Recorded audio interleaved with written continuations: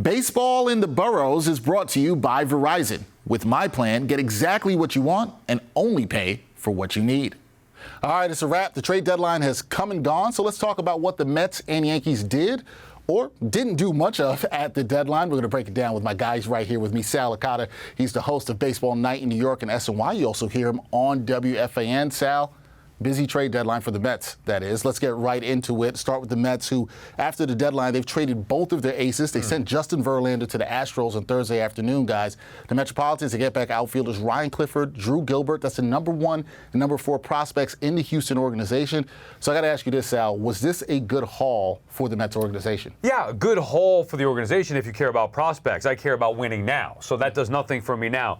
2 different trades. You mentioned Scherzer trading 1 ace. Well, that was a good trade because Max Scherzer wasn't any good while he was a Met. Justin Verlander has been good. So that's the guy I'm not giving up if I'm the Mets, because who's going to pitch next year, Dexter? That's my issue. I would not have traded Verlander. They need an ace next season. He was it. He was pitching well, so I would not have traded him. Now, did they get back a good return? Sure, they spent a lot of money. They paid the Astros a lot of money to get back those top prospects, but I can't worry about what, and I understand the importance of rebuilding a farm system. Right. I can't worry about 2, 3, 4, 5 years down the road. I'm worried about next year. Justin Verlander was their best chance to win next year. So you mentioned next year. We want to talk about next year because the other big news around the Mets coming before the trade deadline was Max Scherzer's comments to the Athletics' Ken Rosenthal. Scherzer said he wasn't itching to jump ship, and Steve Cohen and Billy Epler told him that the team was taking a step back next season and building for the future.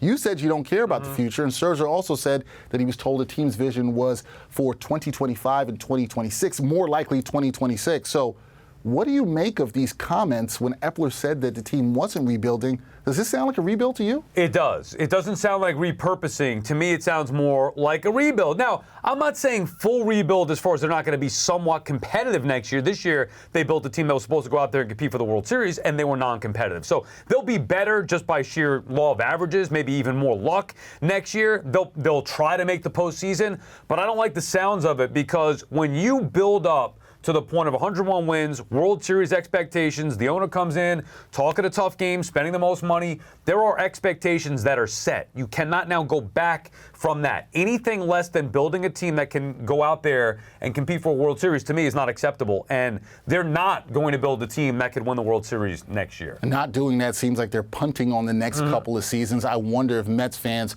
are going to be happy with that. I got to think.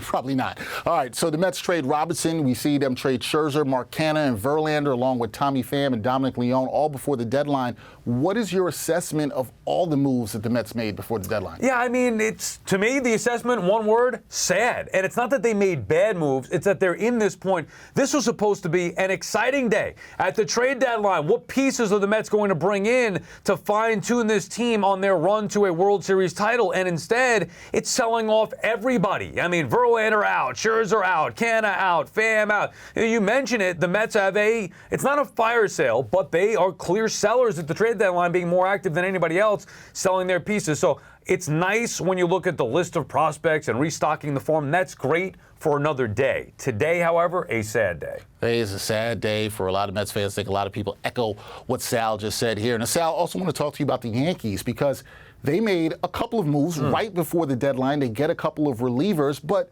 as you know, the problem with the Yankees has been their offense.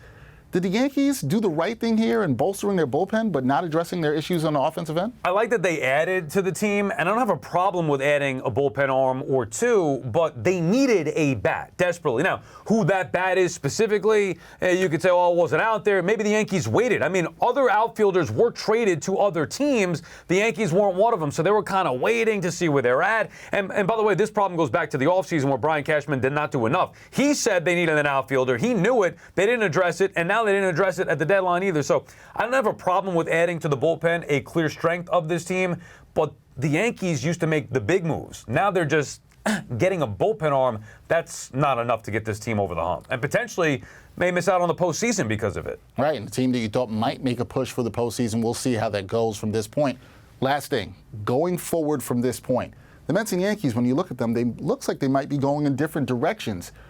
Do you think the future is bright for both teams moving forward? Who are you optimistic about as we go forward? Well, I don't know what direction the Yankees are going in. Somebody's got to tell me. I have no idea what they're doing. They're half-weighing it. At least the Mets, they made a decision. I don't agree with it, but they made a decision to sell everything off. Now we're going to have to see what they say here and then, more importantly, what they do in the offseason. I don't believe Steve Cohen is not going to go for it to some extent, but there is a direction with the Mets. There does not seem to be a direction with the Yankees, so if I had to pick one, I would side with the Mets. All right, saying that the future is brighter for the Mets. A busy trade deadline for the Mets. They made 6 deals with 6 players off of their 26-man roster over the last 6 days.